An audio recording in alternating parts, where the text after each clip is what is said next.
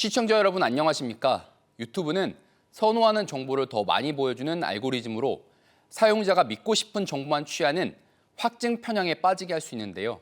지금 우리나라의 정치가 그런 함정에 빠져 양쪽 극단화로 치닫고 있습니다. 선관위에서 부정선거가 이뤄졌다고 확신해 12.3 계엄을 했다는 윤석열 대통령이나 서부지법에서 폭동을 일으킨 청년 세대까지 편향된 유튜브에 지나치게 갇혀 있었던 것은 아닐까요? 오늘 시시각각에서는 사회적 갈등을 증폭시키고 양극화를 고착화하는 극단적 정치 유튜브의 폐해를 돌아보고 이를 극복하기 위한 해결책을 짚어봅니다. 이 시간 함께해 주실 분들 소개해드립니다. 권영둔 공주대 법학과 교수 자리했습니다. 예, 안녕하십니까. 의미 있는 주제에 대해서 토론을 하게 되어 굉장히 기쁘게 생각합니다. 백강희 한남대 정치언론학부 교수 나오셨습니다. 네, 안녕하세요. 한남대학교 백강희입니다. 김누리 카이스트 문술미래 전략대학원 교수 자리했습니다. 안녕하세요. 카이스트 김누리라고 합니다. 박일준 사단법인 디지털 리터러시 협회 회장 자리했습니다. 네, 안녕하세요. 디지털 리터러시 협회 박일준입니다. 반갑습니다. 네, 먼저 준비된 영상부터 보시고 토론 이어가겠습니다. 윤석열 대통령이 즐겨보는 것으로 알려진 한 구구 유튜브 채널에선 구체적인 계엄 선포 방식까지 제시됐습니다. 여의도 잡 것들 한 방에 가두고 세상 뒤집으려면 쿠데타가 일어나버려야 돼. 의원직 정지, 국회 공서 바로 계엄령 해가지고 밀어버리는 거지. 특히 부정선거 음모론에 이어 이른바 비상대권 조치 역시 극우 유튜버들이 수시로 발동을 촉구해온 걸로 드러났습니다. 지금 대한민국은 총은 안 들고 마치 쿠데타를 시도하고 있는 것과 같은 그런 상황이 아닐까 이렇게 보여집니다. 자, 이러니 빨리 비상대권을 발동해서 윤석열 정부가 직접 나서라. 직무유기까지 운운하며 압박하기도 합니다. 비상대권을 안 쓰면은 대통령이 이제 직무유기가 됩니다. 비상대권이라는 거는 대통령의 권한도 되지만요. 국가 위기 상황에는 의무도 되는 거예요. 비상대권 들어가서 완전히 국가 체계를 제대로 돌려놓던가 아니면 최소한 선관위라도 제대로 돌려놔야 돼요. 미국 일간지 뉴욕타임스는 도널드 트럼프 미국 대통령 당선인의 열성 지지층처럼 윤 대통령에게는 태극기 부대가 있다며 극우 유튜버들이 윤석열의 동맹이 됐다고 평가했습니다. 공권력을 짓밟고 사법부를 겁탈한 한밤중 시위대의 폭동은 극우 유튜브 방송으로 생중계됐습니다. 경찰들 오늘 내전이다! 오늘 내전이야. 일어나셔야 돼요. 발부됐어요. 조지러 가야지. 이승만 독재 정권에 항거한 4.19 민주화 운동의 정신이 담긴 저항권을 테러를 옹호하는 데 갖다 붙인 궤변입니다. 깨어난 젊은이들이 안으로 다 들어갔어. 법원 안으로. 국민 저항법밖에 없어. 네, 요즘 유튜브 뉴스 안 보시는 분들 거의 없으실 것 같습니다. 어느 조사에 보면 우리 국민 중에 53% 이상, 그러니까 절반 이상은 지상파 뉴스 대신에 유튜브 뉴스를 본다라는 조사도 있습니다. 실제로 저희가 취재를 또 나가보면 현장에 유튜버 분들도 굉장히 많이 계세요. 현장을 전달하시는. 내부는 유튜브 뉴스의 영향력 현재 좀 어떻게 보고 계시는지 먼저 언론학자이신 우리 백 교수님께 먼저 질문드리겠습니다. 유튜브가 정보 전달 매체로서 가장 큰 매력은 아무래도 누구나 정보를 생산하고 유통할 수 있다라는 점인데요. 이전에는 이제 그러한 기능들이 직업적 훈련을 거친 엄선된 훈련을 거친 직업적 언론인이나 또는 언론사에게 맡겨졌다고 한다면 지금은 누구나 자신만의 미디어를 소유할 수 있고 또한 그를 통해서 나의 목소리에 관심을 가져주는 충성 구독자들을 만들 수 있습니다. 즉 내 자신이 정보 생산과 유통의 주체로서 정보를 관리하고 통제할 수 있다는 점이 가장 큰 매력이라고 할 수 있겠습니다. 유튜브를 통해서 뉴스를 접한 이들이 많아지고 있다는 것은 또한 뉴스에 대한 가치 판단이 점점 어려워지고 있고 다양화되고 있다는 점인데요. 이전에는 시의성이 높거나 또한 근접성이 높은 뉴스에 대해서 좀 더 가치를 부여했다라고 한다면 지금은 내 자신의 실생활에 좀 유용하고 또한 나의 관심사와 맞고 또한 나의 견해나 의견과 비슷한 이들을 좀 더 지속적으로 연결해 줄 수 있는 그러한 뉴스에 대해서 가치가 좀 더 높다라고 판단을 합니다. 그러니까 즉 모든 이들에게 공통적으로 적용할 수 있는 어떤 뉴스의 가치 판단이 어려워지고 있고요. 그러니까 즉 타인이나 전체 사회에게 중요하거나 필요하다라고 하더라도 정작 나에게는 불필요하고 중요하지 않다라고 여길 수 있다라고 생각합니다. 어떤 유튜브가 어떤 훈련받지 않은 누구나 이제 참여할 수 있고 또 그러다 보니까 또 굉장히 여러 가치들이 있을 텐데 그런 가치 판단이 좀 어려워지고 있다라는 말씀 해주셨는데요. 우리 권 교수님께서는 어떻게 평가하십니까? 예, 이미 10년 전에 우리나라 그 모바일 그 보급률이 90% 이상에 달했습니다. 그렇기 때문에 우리나라는 이 유튜버를 사용하기 상당히 좋은 환경을 갖고 있다 그렇게 볼 수 있고 지금 현상적으로는 뉴스 수용자들이 그 유튜브에서 이제 이미 저널리즘을 소비하고 있고 또 그런 측면에서 이 유튜버가 저널리즘 역할을 수행하고 있다 그렇게 판단할 수 있습니다. 근데 이제 문제는 이게 선거 국면에서 굉장히 그 파급 효과가 굉장히 큽니다.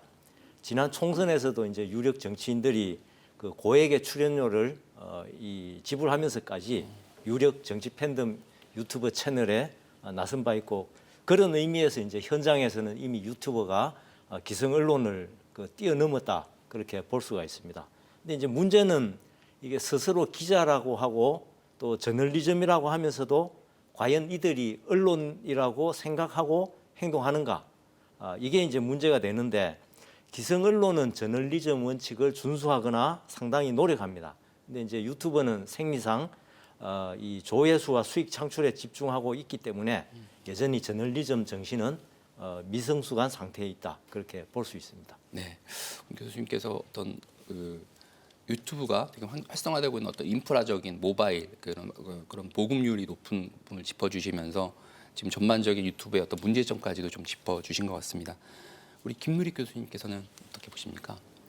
네, 그 2005년도에 굉장히 소소한 일상을 공유하는 어떤 비디오 공유 채널로 시작이 된 유튜브의 어떤 역사를 생각을 해보면 지금 국내에서 이렇게 주요 뉴스의 매개 채널로 자리를 잡은 것이 참 놀랄만한 일이라는 생각이 듭니다. 그 방금 말씀하셨던 53%의 수치가 그 국민들이 유튜브를 통해 뉴스를 접한다라는 그 수치는 그 한국 언론진흥재단과 영국 옥스포드의 그 로이터 저널리즘 연구소가 매년 발행하는 디지털 뉴스 리포트의 2023년도 수치입니다. 그 53%의 수치는 당시 46개 조사 대상국 중에 그 평균이 한 30% 정도였어요. 그러니까 굉장히 높은 수치였고 당시 1등이었습니다. 그걸로 많이 화제가 되기도 했었는데요. 좀 더 거시적인 관점에서 보면 여전히 우리나라에서 그 포털의 영향력이 더 센 것은 사실입니다.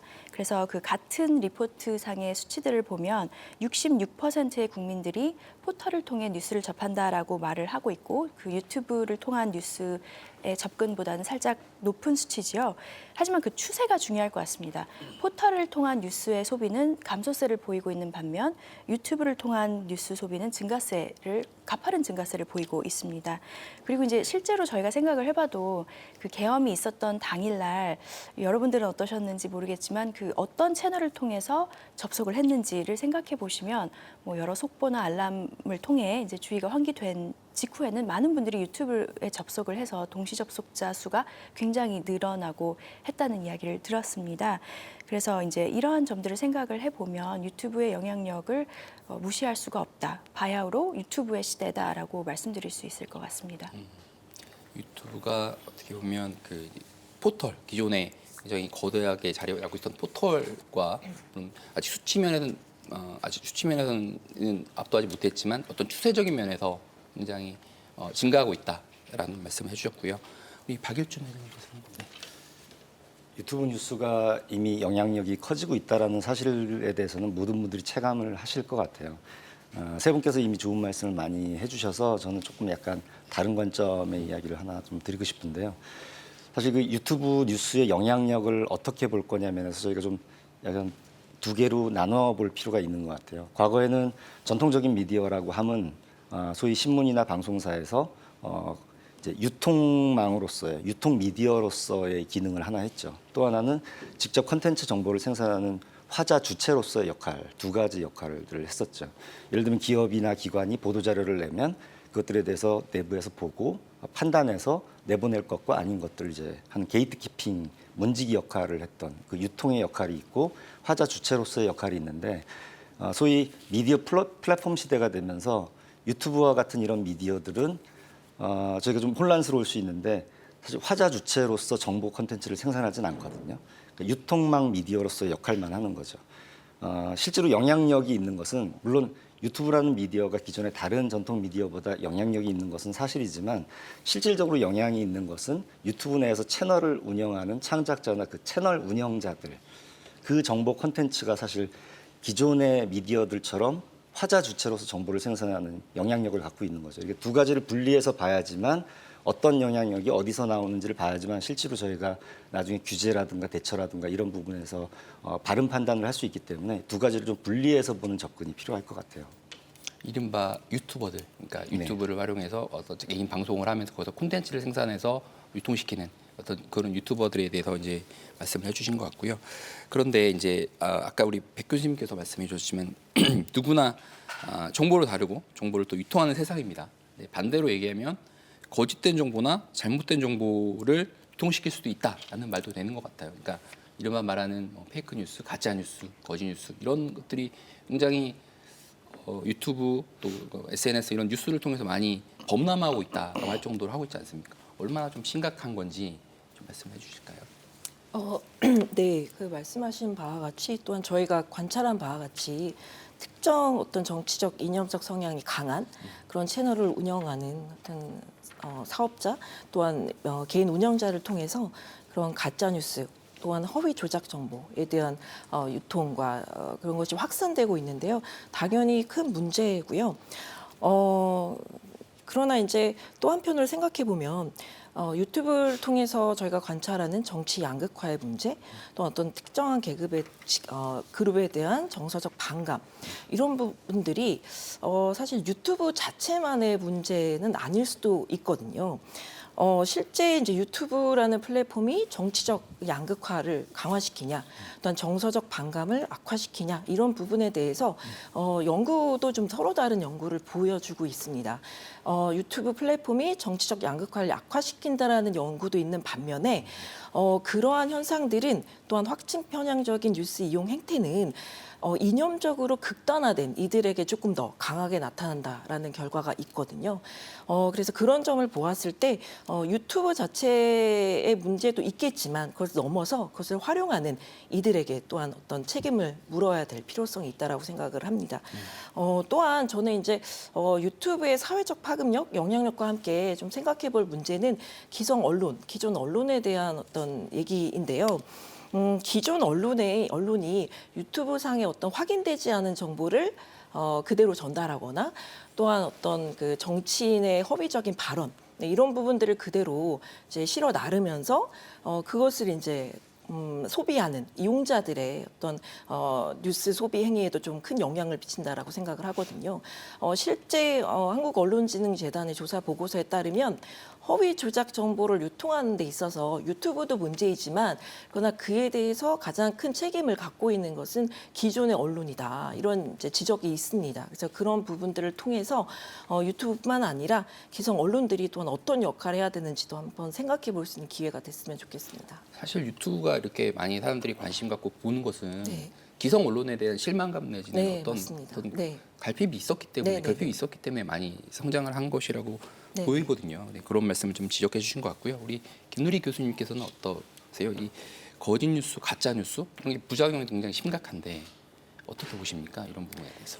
아까 말씀하신 확증 편향에 대해서 좀 생각을 해보면 사실 확증 편향이라는 것은 우리 안에 원래부터 가지고 있었던 어떤 나와 생각이 유사한 그런 정보들 또 그런 정보를 제공하는 사람들 대해서는 좀 선호하고 또 좋아하고 믿고 이러한 경향성은 사실 굉장히 옛날부터 있어 왔습니다. 하지만 그 확증 편향이 그 알고리즘을 만나면서 이게 굉장히 증폭이 되고 또 그게 이제 가짜 뉴스가 퍼질 수 있는 어떤 굉장히 좋은 환경을 만들어주고 있다라고 생각을 합니다. 그래서 그 어떤 면에서는 이 가짜 뉴스가 굉장히 퍼지고 있는 이 현상은 사람들이 원래부터 가지고 있던 어떤 심리적인 경향성들이 그 디지털 매체의 어떤 환경과 어포던스라고 하는데 이제 가능하게 해주는 그런 기술적인 조건들을 만나서 증폭이 되면서 이제 꽃 피우고 있다라고 생각을 합니다.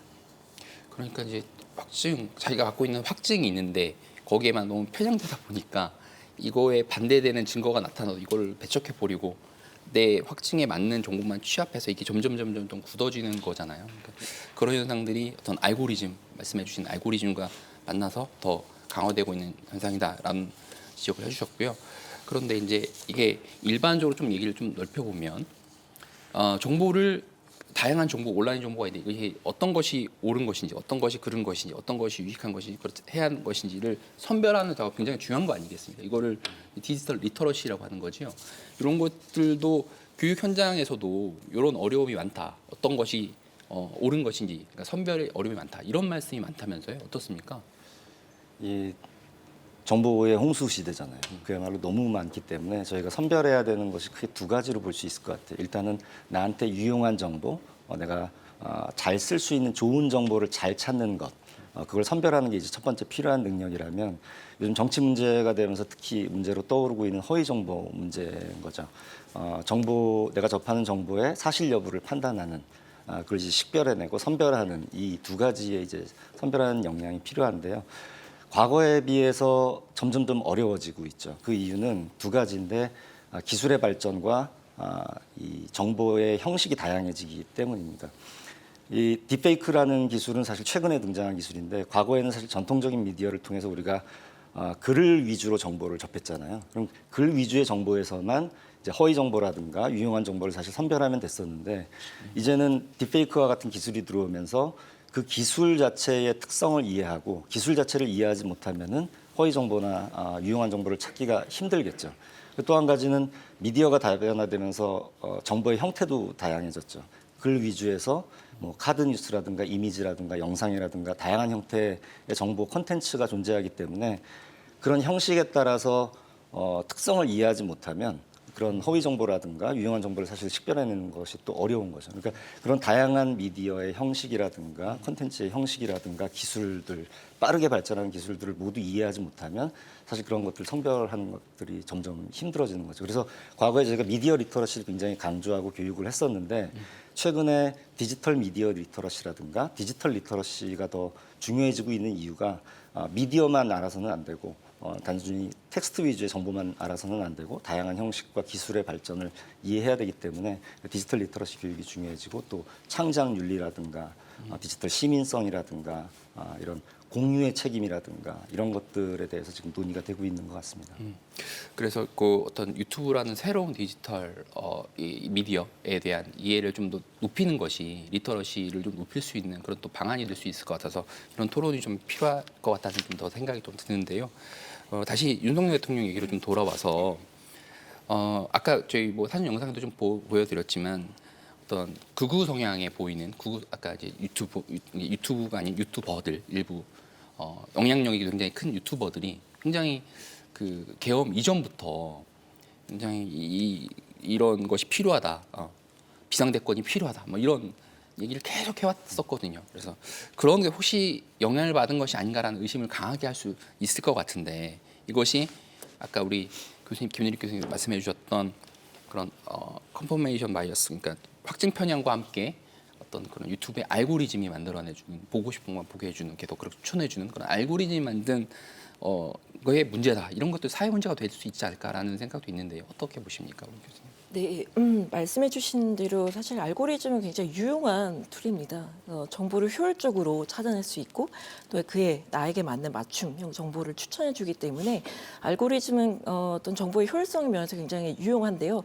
그렇지만 이제 말씀해 주신 대로 내가 원하는 정보 좀 더 쉽게 다가갈 수 있고 나와 견해가 다른 정보는 아예 노출되기 어렵다라는 그런 한계를 갖고 있기 때문에 저희가 지금 목도하고 있는 이러한 양극화의 문제 또한 특정한 세력에 대한 반감 이런 부분이 좀 더 강화된다라고 보거든요.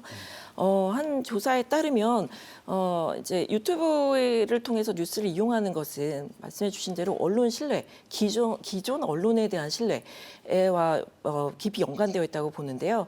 설문조사에 참여한 많은 이들은 뉴스를 보지 않는 이유 중에 하나로 뉴스가 편향되어 있다라고 판단을 하고요. 또한 내가 보고 싶지 않은 인물들이 뉴스에 등장한다. 그렇게 뉴스를 보면서 화가 나고 짜증이 나고 스트레스를 받는다. 그런 대답을 많이 해주셨습니다. 그래서 그런 이유들이 결국에는 내가 보고 싶은 인물이 자주 나오고 내가 보기 싫은 인물에 대해서 원색적인 비난을 하는 그러한 유튜브 컨텐츠에 대한 소구가 늘어날 수밖에 없지 않느냐. 네, 이런 생각을 한번 해볼 수 있겠습니다. 그 어린아이들이 보통 이제 밥 먹고 싶은 거 네네. 편식하면 안 된다는 얘기를 하잖아요. 이게 몸에 좋은데 먹기 싫어하는 음식도 먹어야 된다 이런 말씀을 많이 하시는데 그런 좀 비유가 생각나게 하는 말씀이셨던 것 같습니다. 우리 김누리 교수님께서 좀 여쭤볼게요. 김누리 교수님 여쭤볼게요. 이게 이제 보수나 진보나 마찬가지 문제인 것 같아요. 사실 이게 이번에 문제가 불거져서 그렇지 진보 쪽에서도 어떤 극단화된 이런 정치 현상들이 계속 이런 유튜브를 통해서 증폭되고 하는 문제가 마찬가지인 것 같은데 그런데 사람들은 아까 방금 말씀해 주셨지만 이런 자극적이고 굉장히 편향적일 수 있는 유튜브에 왜 이렇게 좋아하는 걸까라고 질문을 던져보면 어떤 대답을 해주실까요? 네, 그 자극적이고 편향적인 콘텐츠를 소비하는 이 현상 자체는 굉장히 우려스러운 지점이 있습니다. 하지만 그 원인을 생각을 해보면 특히 이제 심리학적인 원인을 생각을 해보면 어찌 보면 굉장히 당연한 현상이다라고 생각을 합니다. 그래서 이제 아까 말씀을 드렸던 것처럼 그 어떤 내재된 심리적인 경향성, 뭐 그게 확증 편향일 수도 있고 또 다른 면들일 수도 있습니다.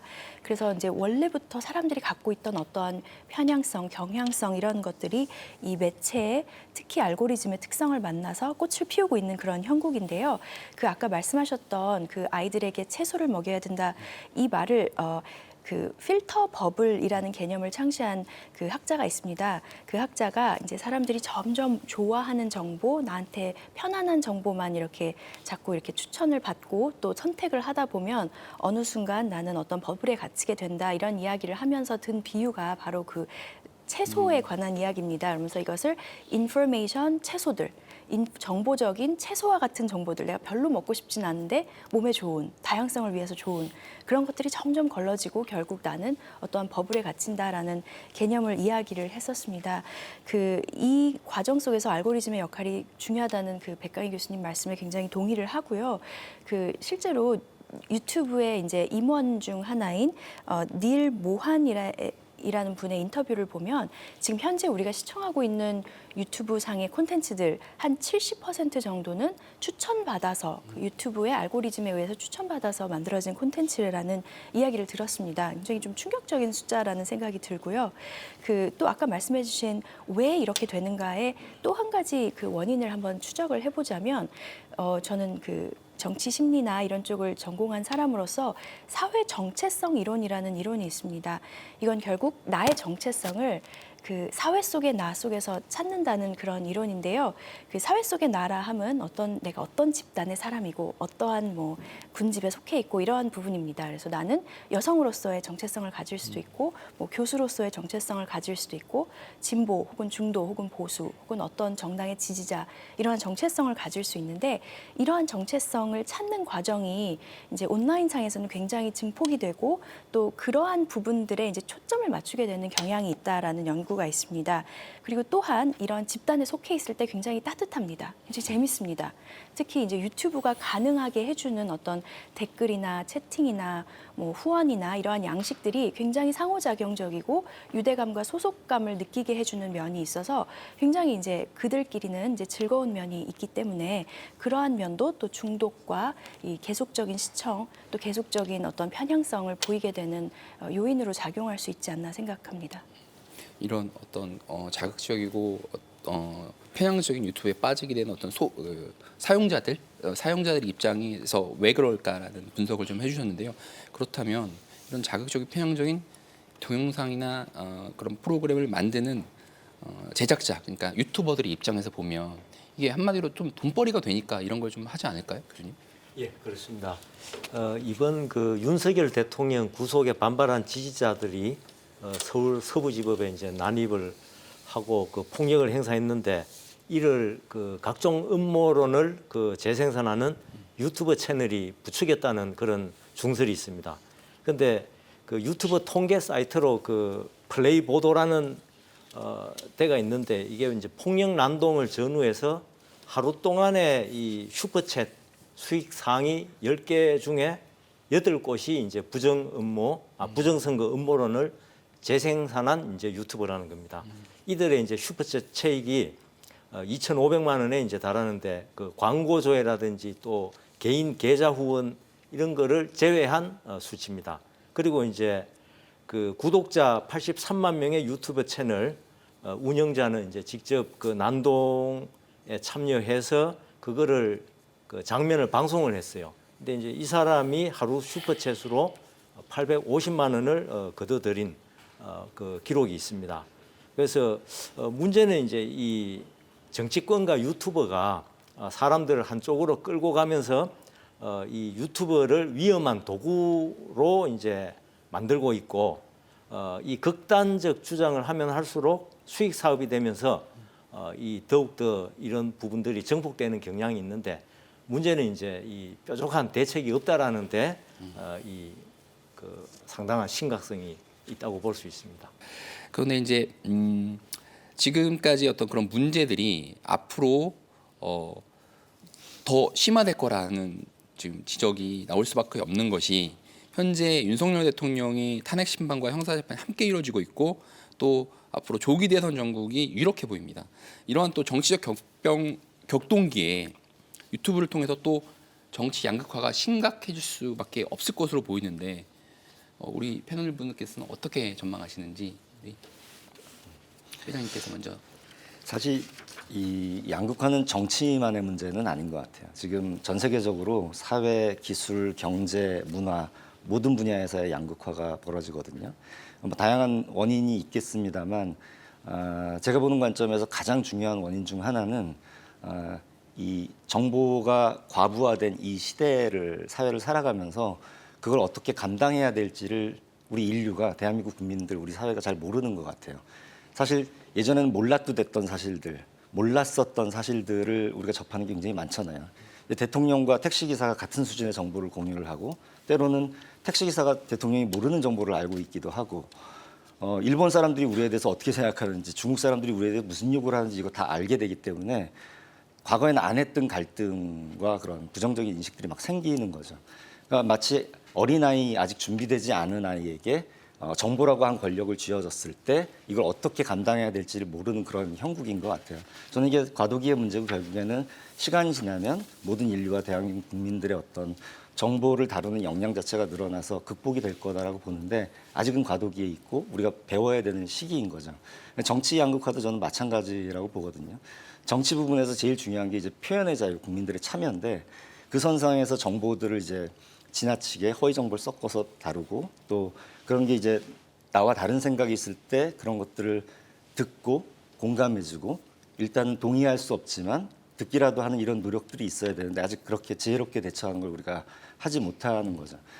저는 이 면에서 우리의 정보 역량 수준과 함께 민주 시민으로서의 역량이 어느 정도 되는지 이 부분을 파악하는 것도 굉장히 중요할 것 같은데 사실 저는 시민의식은 전 세계에서 우리가 정말 높은 수준에 있는 것 같아요. 근데 정치 시민성 부분에서는 사실 저희가 국회 정치를 잘 못하고 있는 거죠. 그건 국회의원들의 수준은 결국에는 국민들의 선거 투표에 의해서 결정이 나는데 우리가 당을 보고 그냥 뽑는다거나 아니면 인물을 보고 그냥 뽑는다거나 정책으로 뽑지 않는 그런 선거 투표에 참여하고 있기 때문에 전반적인 국회 정치의 수준이 아직은 높지 않다. 그래서 정보 역량을 국민들이 다 같이 높이고 그다음에 그 투표하는 시민성을 높이게 되면 이런 문제들은 시간이 지나면서 극복할 수 있는 게 되지 않을까 그렇게 생각합니다. 네. 우리 다른 교수님께서는 정부 여당은 이제 그 과거 박근혜 대통령 탄핵 심판 과정에서 이 정권을 그냥 헌납했다라는 인식을 갖고 있는 것 같아요. 그래서 이번 그 윤석열 대통령에 대한 탄핵 심판에서는 그 지지자들을 결집시켜 나가면서 이제 좀 달리 대응을 하고 있는 것 같은데 어떻게 보면 이게 그 이어질 대선 국면까지 생각하면 저는 상당히 성공적인 전략이지 않았나 그런 생각을 합니다. 근데 이제 궁극적으로 보면 이게 이제 국민들을 분열시키고 그 후과는 상당하다 그렇게 보고 있습니다. 근데 이제 독일 같은 경우를 보면 상당 기간에 이제 보수 기민당하고 중도 좌파인 삼인당이 대연정을 해오고 있거든요.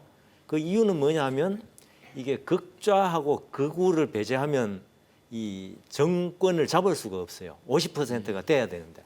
그러니까 이제 이 극좌와 극우를 배제하고 이 중도와 이제 보수가 이 연합을 하는 그런 정권을 구성하고 있는데 이게 이제 독일의 노동시장도 개혁하고 사회 그 경제 구조 모두 그 개혁을 이루어냈습니다. 그래서 이런 부분들이 이제 우리 사회에서는 저는 꼭 필요하다. 지금 좀 전에 회장님께서 이제 장기적으로는 괜찮다라고 하셨는데 이 부분들을 우리가 이제 하루빨리 인식해서 우리가 직면한 과제들, 뭐 노동시장 개혁이라든지 저출산 문제, 또 연금 개혁과 같은 그런 구조적 문제를 해결하기 위해서는 당장의 이러한 지지 기반을 강화하는 이런 달콤한 열매가 독이 될 수 있다라는 이제 사실을 정치권에서 인식해야 되지 않는가 그렇게 생각을 합니다.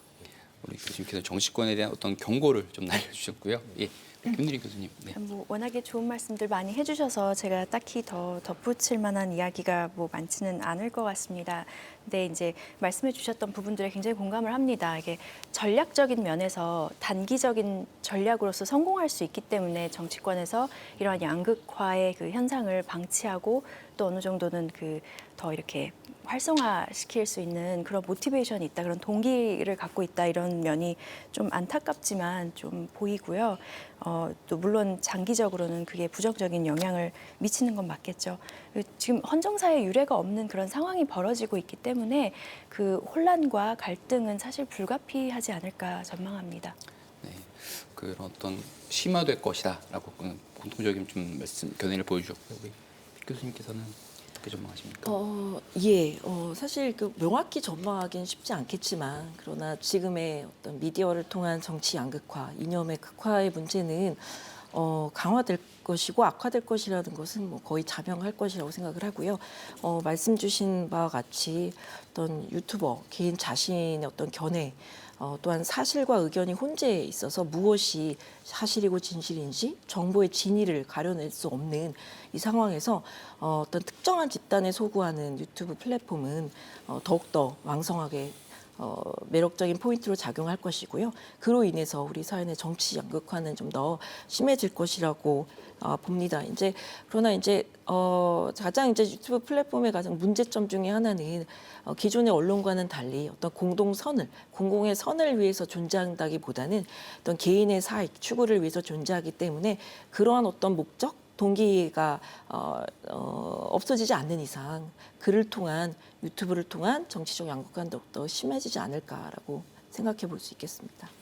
네 분께서 공통적으로 이런 문제가 더 이제 심각해질 것이다라고 이제 말씀을 해주셨습니다. 그렇다면 어떻게 해야 될 것인가, 어떻게 대응해야 되나라는 질문이 따라올 수밖에 없을 것 같습니다. 우선 법적인 부분으로 어떤 규제가 가능할지, 만약에 가능하다면 어떤 부분이 진행할 수 있을지에 대한 논의가 진행이 될 것 같은데요. 어떤 법학자이신 우리 교수님께 먼저 여쭤보겠습니다. 예. 이 유튜브에 대한 법적인 규제가 일단 가능합니까? 예, 이 현행법상 이게 좀 상당히 모호합니다. 지금 그 유튜브 방송은 정보통신 영역에 포함되기 때문에 우선 그 방송통신심의위원회의 심의를 받습니다. 근데 이제 그 방송통신위원회 설치 및 운영에 관한 법률을 보면 건전한 통신윤리 함량을 위해서 이 정보의 심의 및 시정 요구를 할 수가 있습니다. 근데 이제 개인 방송 심의 같은 경우는 일반인이 신고를 하고 또 자체 모니터링으로 이루어지기 때문에 이게 통신 심의 규정에 해당하지 않으면 해당 업소으로 나오고 시정 요구나 자율 규제 그 대상이 되지 않습니다. 그리고 이제 그 강제력 있는 제재가 아니기 때문에 통신 심의를 하더라도 사업자가 그냥 콘텐츠를 삭제 또는 차단 조치하거나 또 문제가 된 콘텐츠를 올린 이용자의 그런 이용자 계정 해지 및 정지가 전부입니다. 근데 이제 물론 그 유튜브에서 이제 명예훼손죄라든지 뭐 인격권 침해에 대한 손해배상 청구, 또 초상권 침해에 대한 민사상 손해배상 청구가 있지만은 이런 부분들은 굉장히 그 시간을 필요로 하고 좀 실효성이 없다라는 평가를 받고 있습니다. 그리고 여기에 대한 그 콘텐츠에 대한 저장 의무가 없기 때문에 증거 자료로 삼기도 어렵고 또 이 유튜버가 자체 이용 약관을 통해서 불법 정보 유통을 금지하거나 신고 차단할 수 있는 시스템을 운영하고 있지만은 이러한 자율 규제로는 또 마찬가지로 실효성이 없다라는 평가를 받습니다. 그리고 이제 이 상당히 많은 부분들에 대해서 이제 가이드라인 위반 여부에 따라서 이 제재를 가할 수 있지만은 불법 정보의 기준이 현재 법적으로 모호합니다. 그리고 표현의 자유에 대한 침해가 아니냐. 일일이 이제 이런 콘텐츠를 전부 검열하는 것은 또 헌법상 우리 21조 3항은 이제 검열 금지가 돼 있거든요. 그래서 굉장히 현재로서는 좀 어려운 실정이다. 그렇게 보고 있습니다. 권 교수님이 종합해 보면 현재 국내에서는 이 관련된 유튜브와 관련된 법적인 규제는 녹록지 않아 보입니다. 그렇다면 다른 방식의 규제 또는 뭐 관리, 대책 어떤 것들 좀 마련할 수 있을까요? 우리 언론학자이신 두 분 교수님께 좀 여쭤보겠습니다. 네, 유튜브를 언론 매체로 보아야 할지 또한 그 영향력은 크지만요. 기존의 언론 매체로 동일하게 보아야지에 대한 문제는 이전에 화두였던 뉴스 포털을 언론사로 보아야 되느냐 그 논의하고 맞닿아 있는데요. 네, 흥미로운 점은 최근 조사에 따르면 지금의 뉴스 이용자들은 포털 사이트는 언론사로 보고 있거든요. 그러나 이제 유튜브와 같은 동영상 플랫폼은 아직까지 언론으로 보기에는 미흡하다라고 지적한 부분들이 많습니다. 그래서 지금 권 교수님께서도 지적하신 바와 같이 지금 유튜브는 뭐 방송법에 편입되지 못하고 또한 그렇기 때문에 정보통신망법을 통해서 이제 관리 감독되고 있는데요. 이에 대해서 많은 한계가 있다라는 점들은 이제 뭐 실무자뿐만 아니라 많은 분들이 인식하고 있지만 여러 가지 이제 한계점 또한 어려운 점들이 있는데요. 아무래도 이제 그중에 가장 큰 것은 유튜브가 이제 해외 플랫폼 사업자라는 점. 또한 표현의 자유의 문제 말씀해 주신 바와 같이 또한 기존 제도권 언론과 유튜브 간의 어떤 이해관계 언론사도 이제 유튜브 채널들을 운영하면서 여러 가지 이제 많은 시청자들을 만나고 있죠. 그래서 그런 상생의 관계라고 할 수 있을 것 같고요. 또한 유튜브 외에 여타 온라인 동영상 플랫폼도 그렇다면 함께 규제해야 될 것인지 그런 부분들의 어떤 과제가 많이 남아있기 때문에 기존의 방송 또한 미디어에 규제하는 이러한 것들을 그대로 유튜브에도 적용할 수 있는 것인가 그런 문제를 좀 생각해 볼 수 있을 것 같습니다. 근데 그러나 말씀하신 바와 같이 유튜브는 언론의 기능은 하고 있거든요. 법적으로는 언론은 아니지만 그래서 이제 지금의 기성 언론이 해야 되는 어떤 공정 보도의 의무 등 이런 부분들도 함께 지켜야 될 것이냐 그런 부분들도 좀 논의를 해봐야 될 것 같고요.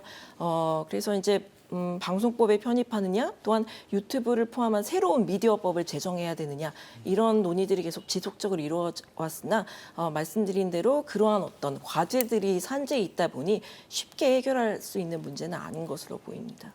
언론의 역할은 하고 있으나 네. 언론으로 보기는 아직은 보고 있지 않다. 네네. 그렇기 때문에 여러 가지 어떤 어려움을 말씀해 주셨는데요.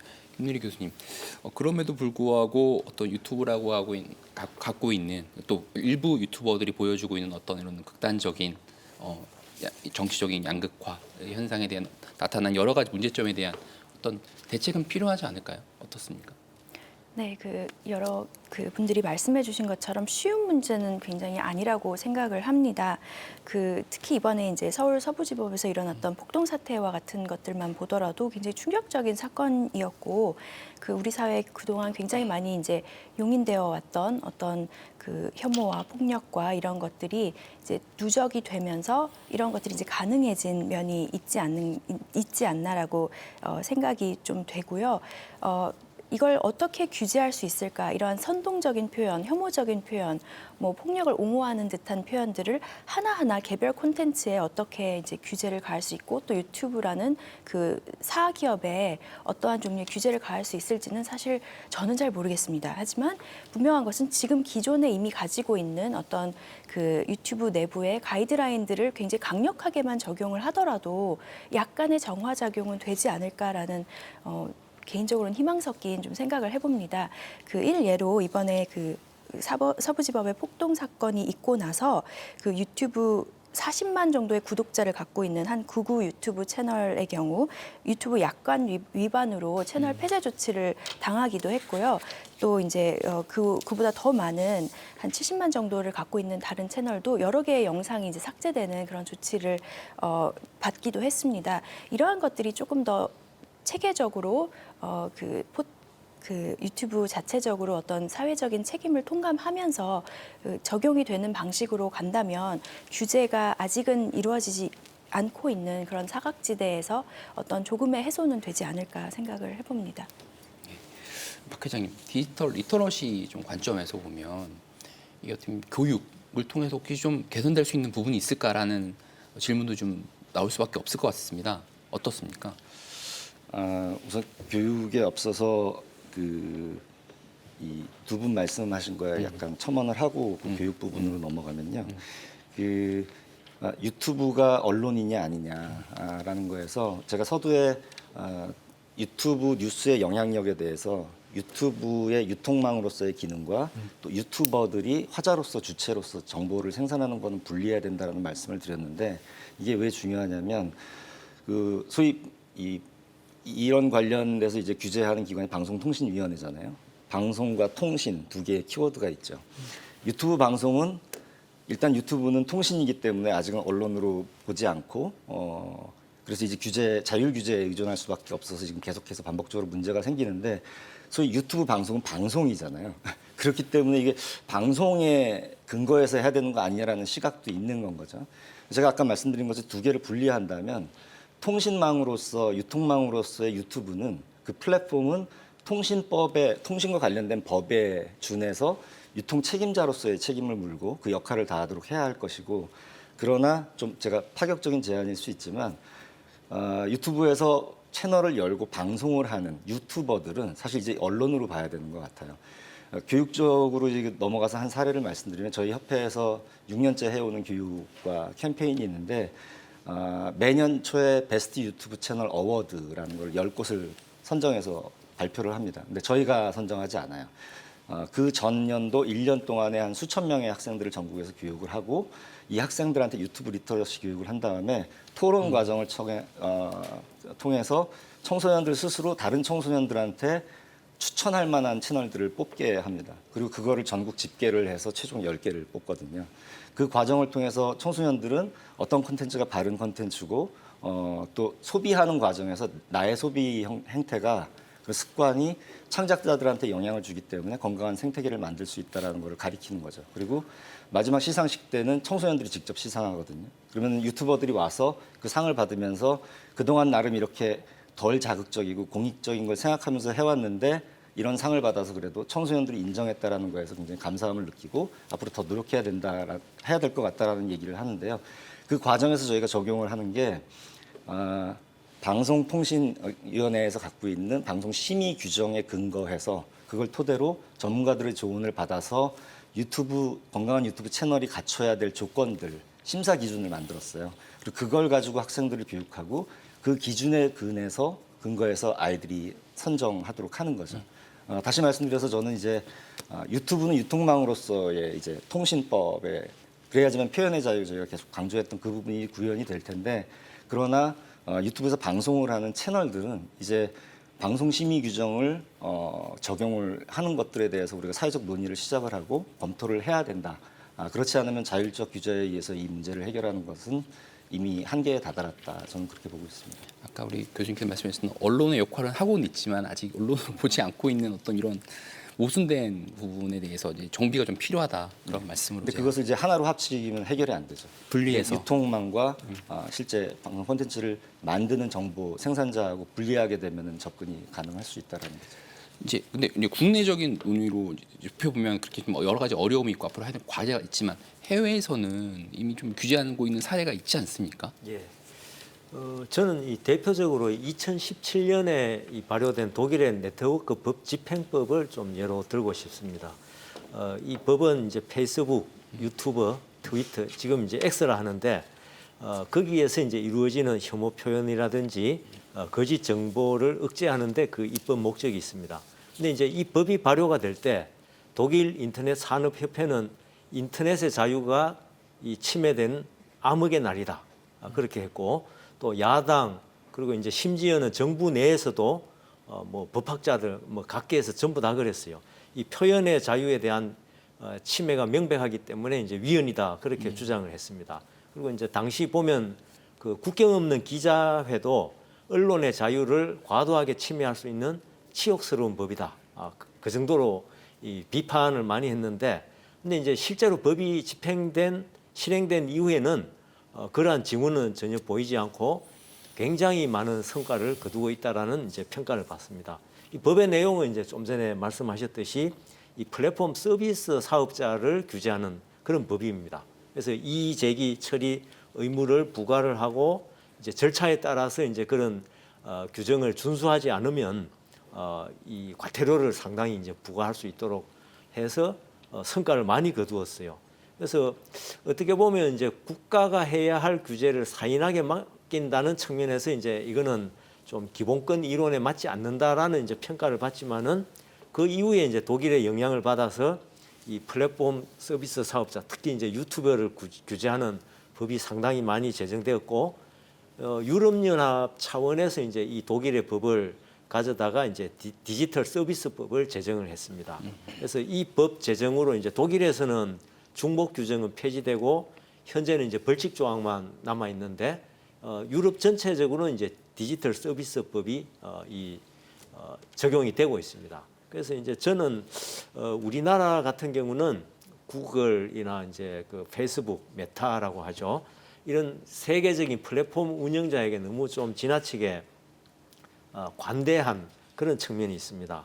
그래서 저는 그 국내 사업자들에 대한 불평등의 문제도 있고 이들에 대해서는 좀 더 엄격한 규제가 있어야 되지 않겠는가 그렇게 생각합니다. 그래서 유럽의 이제 그런 규제 방식을 저는 좀 상당히 우리 법제상 참고할 만한 가치가 있다 그렇게 생각을 합니다.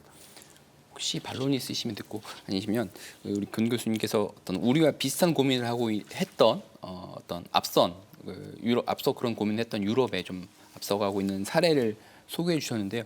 어느덧 여러 가지 준비한 주제들도 있는데 어느덧 토론을 거의 마무리할 시간이 돼서 마무리 발언을 겸해서 앞으로 이게 여러 가지 과제가 있을 것 같아요. 언론계에서 또 풀어야 될 문제, 법계에서 풀어야 될 문제, 디지털 리터러시 관련해서 풀어야 될 문제 여러 가지 과제들이 있는데 각 분야에서 교수님, 우리 패널님들께서 생각하시는 어떤 이에 관련된 해결책 한 말씀씩 듣고 토론을 마무리하도록 하겠습니다. 우리 회장님부터 먼저 해주시겠습니까? 저희 협회에서는 디지털 리터러시 교육을 이제 한 10여 년째 하고 있는데요. 저희가 모토로 삼고 궁극적인 목표로 하는 것들이 미래 인재를 양성하는 데 있어서 디지털 홍익 인간을 양성하는 걸 목표로 하고 있어요. 사실 디지털이라고 하면은 대부분의 사람들이 양가 감정을 갖고 있습니다.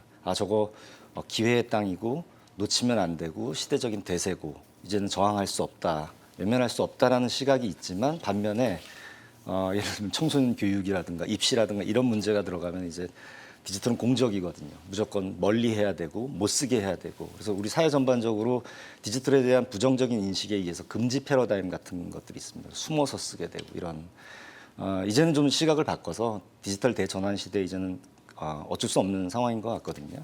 그럼 이제 오히려 우리의 관점을 바꿔서 금지 패러다임이 아니라 활용 패러다임으로 해서 다소 부정적인 문제, 부작용이 있다 하더라도 그걸 어떻게 지혜롭게 잘 극복하면서 활용할 수 있는가를 가르쳐야 되는 상황인 것 같아요.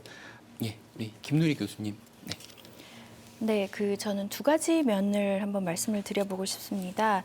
일단은 말씀해주신 여러 가지 방안들을 통해서 적어도 공론장에 들어와 있는 어떤 정보들에 대해서는 우리가 이 정도의 신뢰를 줄 수 있다라는 그러한 합의가 만들어져야 된다고 생각을 합니다. 옛날에 이제 너무 옛날 얘기일 수도 있지만 집집마다 TV가 한 대씩 있고 신문이 어느 집에나 배달되던 그런 시대에는 그런 것들이 좀 있었습니다. 암묵적으로 저널리즘적인 가치에 기반하여 독립적인 언론 기관들이 생산해낸 정보에 대해서는 어느 정도 신뢰를 주고 다양한 의견들이 있을 수 있지만 그런 것들이 있었는데 지금 이제 굉장히 개인화된 맞춤형 콘텐츠만을 소비하고 있는 이런 시대에는 내가 알고 있는 팩트와 저 사람이 보고 있는 팩트가 너무나 다릅니다. 그렇게 팩트가 다를 때는 대화가 불가능해집니다. 저는 그 대화가 서로 다른 면을 가진 사람들이 대화를 하는 게 민주주의의 기본이라고 생각을 하는데 그런 점이 불가능해진다는 점에서 이 어떤 정보, 특히 공론장에 들어올 수 있는 정보의 어떤 범위에 대한 정화가 굉장히 필요하다고 생각을 하고요. 그 인터넷 또 유튜브 이런 걸 넘어서서는 굉장히 다른 생각을 가진 사람들이 자꾸 토론하고 대면하고 굉장히 건강한 방식으로 싸우고 이럴 수 있는 문화와 공간이 또 마련이 되었으면 좋겠다는 생각을 합니다. 정보의 이용 행위와 목적이 다양해지고 또한 미디어 기술이 이제 지속적으로 발전하면서 유튜브뿐만 아니라 차후에도 이제 새로운 미디어 플랫폼들이 등장할 것은 자명한데요. 이제 그에 따라서 어떤 기술적인 발전뿐만 아니라 또 윤리적인 그런 논의도 이제 보다 더 활발하게 이루어질 것이라고 봅니다.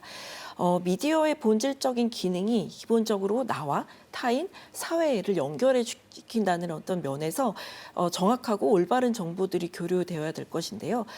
그런 점에서 아까 협회에서 해주신 어떤 소개를 해주셨는데요. 저희가 어떤 정보가 좋지 않은 정보인지는 알지만 그렇다면 좋은 정보들은 무엇인지, 좋은 컨텐츠는 무엇인지에 대한 어떤 논의는 좀 부족했던 것 같습니다. 그래서 그런 면에서 청소년들이 직접 좋은 컨텐츠, 좋은 유튜브 플랫폼의 컨텐츠는 무엇인지를 가려낼 수 있는 이런 가이드라인을 제정하고 이제 많은 시민들이 공유할 수 있는 이런 기회들은 너무나 좋은 방향이라고 생각을 하고요. 예. 이미 그 국회는 이 정보통신망법 개정을 통해서 플랫폼 사업자의 사업성 그 책임성을 높이기 위한 법 개정을 추진해 오고 있고 또 유튜버를 일반 사업자의 그 방송 사업자에 준하는 의무를 부과하도록 이제 법 개정안을 지금 발의한 바가 있습니다. 그런데 이제 제 개인적으로는 이 여야에 대한 그 합의가 반드시 필요하다라고 이제 생각하고 있고. 네, 말씀 감사합니다. 민주주의 핵심 가치는 다양성과 관용입니다. 폭력과 차별, 증오를 부추겨 조회수를 얻는 이들에게 더 이상 흔들려서는 안 될 겁니다. 또 이런 세력을 스피커로 삼아 자신의 정치적 목적을 달성하려는 일부 정치인들, 국민들은 지켜보고 있습니다. 시간이 좀 걸리더라도 공존을 모색하고 훼손된 민주주의의 가치를 복원하는 것이 지금 우리가 추구해야 할 시대 정신일 겁니다. 대전 MBC 시시각각 오늘 순서는 여기서 마치겠습니다. 함께해 주신 시청자 여러분 고맙습니다.